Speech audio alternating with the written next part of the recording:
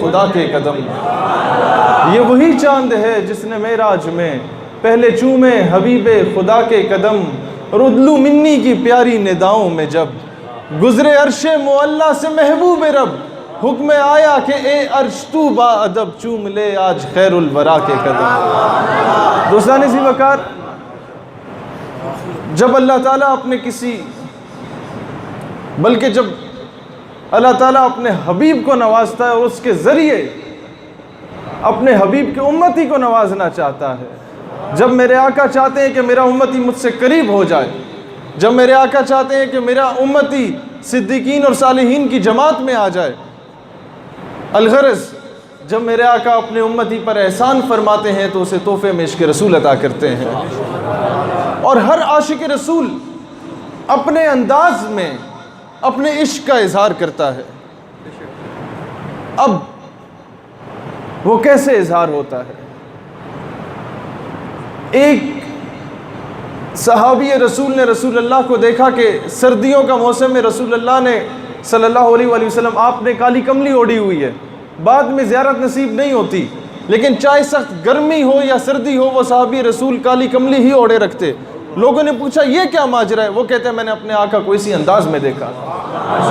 پھر ایک صحابی تھے، انہوں نے جب حضور صلی اللہ علیہ وآلہ وسلم نے اعلان کیا کہ اب غزوہ کا موقع آتا ہے، جو کچھ اللہ کی بارگاہ میں پیش کرنا چاہتے ہو پیش کرو، کچھ صحابی گھر کا آدھا سامان اٹھا کے لے آئے، صدیق اکبر گھر کا پورا سامان اٹھا کے لے آئے۔ پوچھا صدیق گھر میں کچھ چھوڑا؟ کہتے ہیں ہاں، پروانے کو چراغ ہے بلبل کو پھول بس، صدیق کے لیے ہے خدا کا رسول بس۔ اور پھر ایک صحابی کے پاس کچھ نہیں تھا، کچھ کھجوریں اٹھا کے لے آئے اور رو پڑے، یا رسول اللہ میرے پاس تو یہ کھجوریں تھی صرف۔ رسول اللہ نے سارے سامان پہ بکھیر دیں، کہا کہ سب پہ غالب آ گئے، کہ وہ ادائیں دیکھی جاتی ہیں۔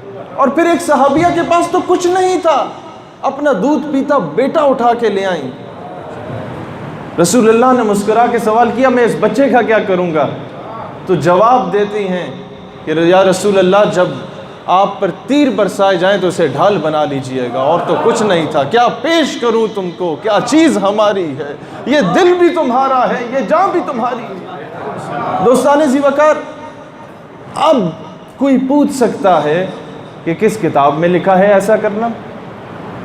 کس کتاب میں لکھا ہے کہ حضور کے ایک دو دندان مبارک شہید ہو جائیں تو آپ خبر سن کے سارے دندان مبارک شہید کر دیں؟ یہ کتابوں کے نہیں، عشق رسول کے معاملات ہیں۔ ہر بندہ اپنے عشق کا اظہار اپنے طریقے سے کرتا ہے، کوئی جیلوں میں جا کے کرتا ہے، کوئی پھانسی کے پھندے پہ چڑھ کے کرتا ہے، کوئی جرمنی کی جیلوں میں جا کے شہید ہو کے کرتا ہے، کوئی جرمنی کی جیلوں میں جا کے اظہار کرتا ہے، کوئی دور حاضر میں برطانیہ کی جیلوں میں پڑا ہے عشق کا اظہار کر کے، اور کوئی اڈیالہ میں جا کے اپنے عشق کا اظہار کرتا ہے، اور کوئی جا کے کوٹ لکھپت میں اپنے عشق کا اظہار کرتا ہے۔ تو جتنا اللہ عطا کرتا ہے وہ اپنے عشق کا اظہار کرتا ہے اپنے نبی پاک صلی اللہ علیہ وآلہ وسلم سے۔ اب یہ معاملہ کیا ہے؟ مجھے کیوں ضرورت پڑتی ہے ہر جگہ پہ جا کے یہ پیغام دینے کی؟ کیا علماء نہیں ہیں؟ کیا مشائخ نہیں ہیں؟ میرا علم تو ان کے مقابلے میں 1% بھی نہیں ہے، پھر کیوں جاتا ہوں ہر جگہ پہ؟ یہ معاملہ سمجھانے کے لیے جاتا ہوں کہ ناموس رسالت اور ختم نبوت کا معاملہ علماء مشائخ کی حد تک محدود نہ رکھو، یہ پوری امت کا معاملہ ہے۔ اس پہ علماء سے زیادہ نوجوانوں کو کام کرنے کی ضرورت ہے۔ یقین کریں ہماری محافل نعت ایک کی جگہ 1,00,000 ہو جائے مغرب کو آگ نہیں لگے گی۔ ہمارے عرس ایک کی جگہ لاکھوں عرس کرا دو ایک دربار پہ، مغرب کو آگ نہیں لگے گی۔ مغرب کو آگ تب لگے گی، یہ میرے بھائی بیٹھے ہیں، جب یہ کالج اور یونیورسٹی سے نکل کے نعرہ تکبیر اور رسالت کی صدا بلند کریں گے پینٹ کوٹ پہن کے، کیونکہ آپ نوجوانوں پر اربوں ڈالرز کی انویسٹمنٹ کی ہے۔ یہ یو ایس ایڈ کی مد میں جو یہ تعلیم کے نام پہ فنڈ آتا ہے یہ آپ لوگوں پہ لگایا جاتا ہے۔ کیوں لگایا جاتا ہے؟ پوچھا جاتا ہے ابلیس کی مجلس شورا میں کہ اس مسلمان کو جس کے گھر میں بھوک پیاس کا عالم ہو پھر بھی اتنا دلیر، اتنا غیرت مند کہ موت سے نہیں ڈرتا، اسے کیسے شکست دو؟ اس نے کہا تعلیمی اداروں میں جا کے شکست دو. کیسے؟ اس طرح کہ وہ فاقہ کش کہ موت سے ڈرتا نہیں ذرا، روح محمد اس کے بدن سے نکال دو.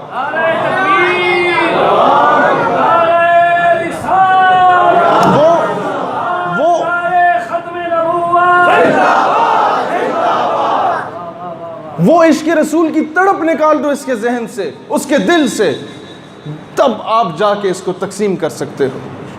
تو آج آپ نوجوانوں کی ضرورت ہے. مجھ سے یہ پوچھتے ہیں کہ آپ آئیں گے، آپ کی فیس کیا ہے؟ میں نے کہا آپ نمل کے اسٹوڈنٹ ہیں، آپ نمل یونیورسٹی میں جا کے سیمینار کرائیں، اسی ٹاپک پہ سمجھیں میری فیس ادا ہو جائے گی. کہ آج مساجد سے زیادہ ان یونیورسٹیز میں ان لبرلز کے درمیان میں گھس کے اپنا پیغام دینے کی ضرورت ہے. ان کی صفوں میں گھسو.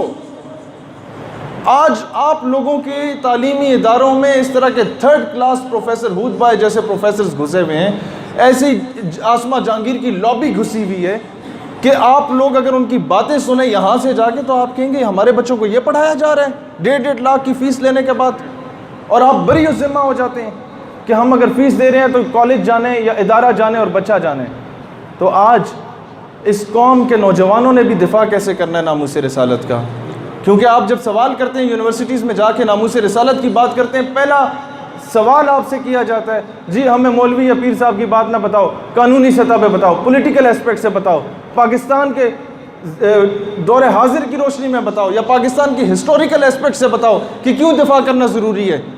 تو آپ انہیں کیٹیگوریکلی، آپ لاجیکلی جا کے انہیں بتا سکتے ہیں کہ ہم اس ناموس رسالت کی بات کرتے ہیں کہ جس ناموس رسالت پہ پہرا دینے والے علم الدین کا کیس قائد اعظم نے لڑا تھا، جس علم الدین ڈیفنس کمیٹی بنانے والی ہستی کا نام علامہ محمد اقبال تھا.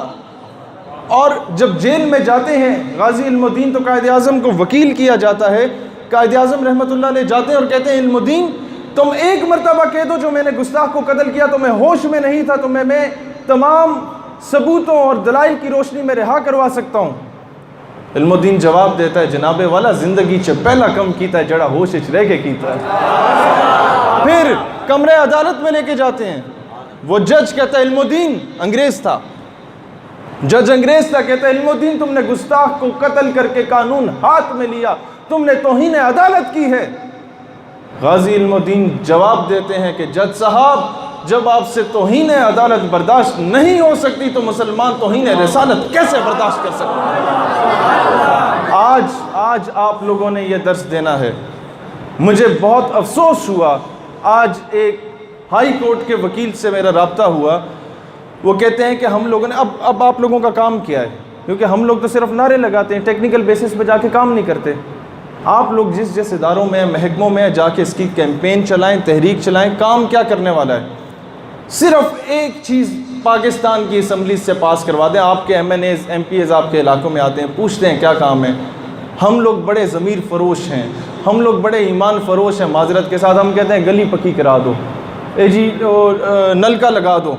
اس بار آئے نا انہیں کہ یار وہ نلکے کے جو پیسے ہیں وہ میں آپ کو ذاتی طور پہ دے دیتا ہوں، وہ نلکا نہ لگاؤ، مجھ سے پیسے لے کے چلے جاؤ، لیکن اسمبلی میں جا کے ایک قرارداد منظور کروا دو کہ ہمارے جو یہ الائنس بنا ہے مسلم ممالک کا، یہ آرگنائزیشن آف اسلامک کاؤنسل ہے، اس میں جو 50-60 مسلم ممالک ہیں، یہ ایک یونائٹڈ نیشن میں جا کے قانون سازی کر لیں کہ کوئی شخص رسول اللہ کی توہین کرے گا تو اس کی یہ سزا ہونی چاہیے. بس یہ قانون سازی کرائیں. آپ کو پتہ ہے یہودیوں کی تعداد، اب میں جو باتیں آپ سننا چاہتے تھے نا واہ واہ سبحان اللہ والی، وہ میں نے آپ کو ساری سنا دی. اب ٹیکنیکل باتیں میں سنانا چاہتا ہوں. ہماری قوم کا مزاج یہ ہے کہ جب آپ کوئی چیز سمجھانا چاہیں تو وہ سنتی نہیں ہے، اس لیے میں نے یہ ساری چیزیں سنائیں. اب آپ سنیں غور سے. آپ لوگوں نے کیا بات کرنی ہے؟ یہودی 1% ہے پوری دنیا میں. انہوں نے اپنا قانون سازی کرائی یونائٹڈ نیشن میں کہ کوئی شخص ہولوکاسٹ، ان کا ایک واقعہ ان کے ساتھ پیش آ گیا، اس پر ڈیبیٹ نہیں کر سکتا، اس سے یہودیوں کی توہین ہوتی ہے. وہ 1% ہونے کے باوجود منوا سکے. آپ کا اسلام فاسٹسٹ گروئنگ ریلیجن ہے، سب سے زیادہ پھیلنے والا مذہب ہے. کیا ہم لوگ یہ کام نہیں کرا سکتے؟ اور ہمارا ہائی کورٹ کا وکیل کہتا ہے کہ میں کچھ فیس بک آئی ڈیز اٹھا کے لے کے گیا چیف جسٹس اطہر من اللہ کے پاس، اور اسے کہتا ہوں کہ جناب یہ آئی ڈیز ہیں اس پر میں نے پارٹی بنایا ہماری انٹیلیجنس ایجنسیز کو، FIA کو اور پاکستان ٹیلی کام اتھارٹی کو کہ بھئی جو بندے یہ ID چلا رہے ہیں گستاخانہ مواد کی، ان کو پکڑو اور انہیں کیفر کردار تک پہنچاؤ۔ اظہر من اللہ صرف PTA والوں کو کہتا ہے ادھر آؤ، یہ جو ID پہ گستاخانہ مواد ہے اسے ریموو کر دو۔ وہ کہتا ہے جناب اسے ریموو کرو گے کوئی اور بندہ ڈال دے گا، اس کو کیفر کردار تک پہنچاؤ۔ جب ایک ادارے کے سربراہ یا کسی حکومتی وزیر کے خلاف بات کی جاتی ہے تو بندہ راتوں رات گلی کے نکڑ سے بھی اٹھا لیا جاتا ہے، زمین کے اندر سے بھی بندے کو نکال لاتے ہو، تو کیا ایک 3rd کلاس منسٹر کی حیثیت ناموس رسالت سے بڑھ گئی ہے؟ نعوذ باللہ۔ تو اس پہ قانون سازی کی جائے۔ اور بعد میں وہ کہتا ہے کہ اطہر من اللہ کو میں نے کئی مرتبہ کہا کہ چیف جسٹس صاحب آپ یہ فیصلہ نہیں کر سکتے، آپ کو یہ فیصلہ کرنا چاہیے کہ ان گستاخوں کو پکڑیں، ان کے IP ایڈریسز ٹریس کرے، ان لوگوں کا دیکھیں ID کہاں سے چل رہی ہے، انہیں پکڑ کے لائیں۔ تو وہ کہتا ہے نہیں جی میں یہ تو ایسا فیصلہ نہیں دوں گا، آپ میرے خلاف کیس کرنا چاہتے ہیں سپریم جوڈیشل کاؤنسل میں یا کسی بھی اوپن ہائی کورٹ میں کرنا چاہتے ہیں آپ کیس کر لیں۔ اب اس نے وہ کیس کیا اور منڈے کو اس کی تاریخ ہے، لیکن اطہر من اللہ صاحب پہ وہ جوں نہیں رنگی، انہوں نے کچھ نہیں کیا۔ آپ کے ملک کی عدالتوں میں جب یہ فیصلے ہونے لگ جائیں تو پھر مجبوراً کسی کو ممتاز قادری بننا پڑتا ہے۔ ممتاز قادری بنتے نہیں ہیں، بنائے جاتے ہیں۔ کیوں لوگ قانون ہاتھ میں لیتے ہیں کہ سلمان تاثیر کے خلاف ایک FIR بھی لانچ نہیں ہو رہی تھی؟ لوگ کہتے ہیں قانونی راستہ اختیار کرتے ہیں۔ کتنے علماء میں آپ کو گن کے دکھا سکتا ہوں جو گئے FIR کرانے، انہوں نے کہا گورنر صاحب کے خلاف FIR، اسے بتاؤ SHO کو کہ جناب گورنر صاحب بہت چھوٹی چیز ہے، معاملہ ناموس رسالت کا ہے، اس پہ کوئی ادارے کا سربراہ ہمارے سامنے کوئی حیثیت نہیں رکھتا۔ ویسے ہمارے سارے آنکھوں پہ اللہ نے عزت دی ہے، لیکن جب ناموس رسالت کا معاملہ ہو تو سارے جوتے کی نوک پہ۔ تو یہ چیزیں سمجھنے کی ضرورت ہے، قانون سازی ہو۔ اور ملک کے فیصلے کہاں سے ہوتے ہیں وہ میں آپ کو دکھاتا ہوں۔ اب یہ آسیہ کا ریسنٹلی فیصلہ آیا، آسیہ ملونہ کو رہا کر کے باہر بھیجا گیا۔ آپ کا سینیٹر رینڈ پاول امریکہ کا کہتا ہے کہ I have advocated for Asia Bibi's release for years. This was a ridiculous case. اور یہ کرسچنز اور جیوز اور ہندوز اور جتنے اس طرح کے ہیں ان کے خلاف قانون سازی ختم ہونی چاہیے۔ کوئی گستاخی کرتا ہے تو اس کے خلاف کوئی حرکت نہیں ہونی چاہیے۔ Why does the US continue to provide funding to nations such as Pakistan؟ کہ یونائٹڈ اسٹیٹس امریکہ جو ہے وہ پاکستان جیسے کنٹریز کو فنڈنگ کیوں کرتا ہے جب وہاں پر 295C جیسے قانون موجود ہیں؟ پھر اس کے بعد آپ لوگوں کو 30 اپریل کو اور 2 مئی کو دھمکی دی جاتی ہے یورپی یونین کے 40 ممالک کی جانب سے کہ آسیہ کو فی الفور رہا کرو نہیں تو ہم اپنے تمام تعلقات تم سے ختم کر لیں گے۔ تو اس کے بعد BBC کا نمائندہ عمران خان صاحب سے پوچھتا ہے کہ خان صاحب آسیہ کب رہا ہو رہی ہے؟ وہ انٹرویو انٹرنیٹ پہ موجود ہے، اس کی وربیٹل انٹرویو موجود ہے، وہ ویڈیو آڈیو دونوں موجود ہیں۔ وہ کہتا ہے جناب میں آپ کو یقین دہانی دلاتا ہوں کہ آسیہ بہت جلد پاکستان چھوڑ جائے گی۔ وہ کہتے ہیں کتنے دنوں میں؟ ودن اے ویکس یا ودن اے ڈیز؟ وہ کہتا ہے ودن فیو ویکس، کچھ ہفتوں میں وہ چھوڑ جائے گی۔ ہوتا کیا ہے کہ یکم رمضان ہوتی ہے، پہلے روزے کو ہی آسیہ کو رہا کر دیا جاتا ہے، دوسرے روزے کو جب دادا دربار کا دھماکہ ہوتا ہے تو فوراً آسیہ کی نیوز بھی بریک ہو جاتی ہے کہ جناب اسے رہا کر دیا ہے، اور قوم کو ٹرک کی بتی کے پیچھے لگایا جاتا ہے، پوری قوم کو یہ دکھایا جاتا ہے دادا دربار پہ حملہ ہو گیا۔ آپ سمجھ رہے ہیں کس طرح بیوقوف بنایا جا رہا ہے؟ آج انہیں بتاؤ، اچھا ابھی یہ فیصلے کیوں ہوئے؟ ایک تو چلو انٹرنیشنل پریشر تھا، اگر آپ نے انٹرنیشنل پریشر لینا ہی تھا تو پھر یہ باتیں نہ کرتے کہ میں مر جاؤں گا لیکن IMF سے بھیک نہیں مانگوں گا۔ اب اس کو اپنی ذات پہ نہ لیجئے گا کہ جی ہمارے لیڈر، کسی دور میں ہمارے بھی لیڈر ہوا کرتے تھے، لیکن رسول اللہ سے بڑھ کے کوئی لیڈر نہیں ہے، یہ بات یاد رکھیے گا۔ پولیٹیکل ایفیلیشن سائٹ پہ رکھ کے یہ بات سوچیں کیونکہ رسول اللہ سے بڑھ کے کوئی لیڈر نہیں ہے۔ اب میں آپ کو بتاتا ہوں، یہ فیصلے کیے گئے کہ جی ہمارا ملک گرے لسٹ میں ہے تو ہمارے ساتھ تو بڑی زیادتیاں ہوں گی، ہمارے اوپر سینکشنز لگ جائیں گی۔ مجھے یہ بتائیں خان صاحب، آپ سے میں کہتا ہوں اگر سوشل میڈیا سے آواز پہنچ جائے آپ تک، خان صاحب آپ جا کے ڈونلڈ ٹرمپ سے کہیں کہ پاکستان کا نام گرے لسٹ سے نکال دیں، یعنی کہ واچ لسٹ میں ہمارا نام رکھا ہوا ہے اس سے نکال دے، اور جا کے دلائل کی روشنی میں اسے سمجھائیں کہ جناب ہمارا نام اس لیے نکالو کہ جب آپ نے کہا کہ اپنا رستہ دو، ہم جا کے تمہارے مسلمان بھائیوں کو افغانستان میں مارنا چاہتے ہیں، ہم نے آپ کو رستہ دیا، اتنی تو غلامی کر لی۔ جب آپ نے کہا کہ ممتاز قادری کو پھانسی دو، یہ دہشت گرد ہے، ہم نے آپ کو سلوٹ مار کے کہہ دیا کہ جناب یہ لو پھانسی دے دی۔ جب آپ نے کہا آسیہ کو رہا کر دو، بے شک وہ گستاخ ہے، ہم نے رہا کر دیا۔ جب آپ نے کہا کہ جناب قادیانیوں سے پابندیاں کم کر دو اور ان کو مشیر لگا دو، ہم نے آپ کے کہنے پہ لگا دیا۔ جب آپ نے کہا کہ جناب آپ نے ہمارے 150 بچوں کو باجوڑ کے مدرسے میں ڈرون سٹرائک میں شہید کر دیا، 6 سے 12 سال کے عمر کے بچوں کو، ہم لوگوں نے میڈیا پہ خبر ہی نہیں آنے دی، اب بھی ہمارا نام گرے لسٹ میں ڈالا ہوا ہے۔ آپ نے mother of all bombs Afghanistan میں جا کے گرایا، ہم لوگوں نے وہاں ہزاروں لوگوں کو شہید کیا، مسلمانوں کو، ہم لوگوں نے بالکل احتجاج نہیں کیا۔ آپ لوگوں نے سلالہ چیک پوسٹ پہ ہمارے فوجیوں کو شہید کیا، ہم نے بالکل آپ کو کچھ نہیں کہا۔ آپ نے ہر دوسرے ہفتے ڈرون اٹیکس میں ہمارے شہریوں کو شہید کیا، قوم کو اداروں سے متنفر کروا دیا، آپ نے قوم کو اسٹیٹ سے متنفر کروا دیا ہم نے، لیکن ہم نے بحیثیت اسٹیٹ آپ کے خلاف ایک جملہ نہیں بولا۔ اب تو نام گریڈ لسٹ سے نکال دو، اب ڈالر کیوں 150 پہ پہنچ گیا ہے؟ نعرہ تکبیر،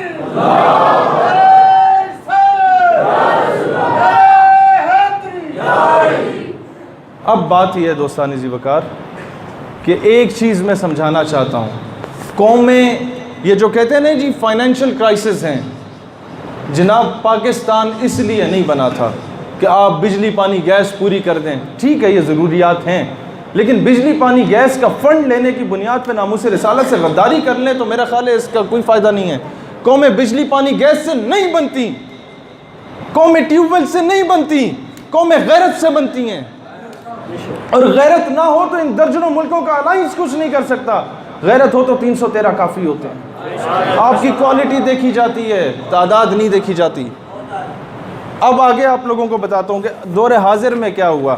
یہ آپ کا جناب 2 دن پہلے کی فواد چودھری صاحب کی ٹویٹ ہے کہ پاکستان میں اینٹی ٹیررسٹ کورٹس میں اس شخص کا کیس چلے گا جو شخص آپ کے کسی بھی شخص کے خلاف کسی قسم کا فتویٰ دے گا، کہ اگر کوئی شخص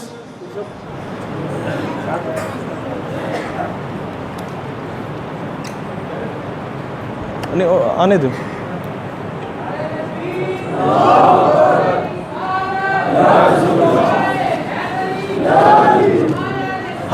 جیسا کہ آپ ہمارے ہیں ٹیکنیکلی سمجھنے کی ضرورت ہے کہ 2 دن پہلے فواد چودھری یہ ٹویٹ کرتا ہے کہ person is issuing an edict اور فتویٰ وچ ہارمڈ another اور پٹ another in harm، کوئی شخص ایسا فتویٰ دے جو کہ دوسرے کو کسی قسم کا نقصان پہنچائے یا نقصان میں مبتلا کر دے، ایسے شخص کے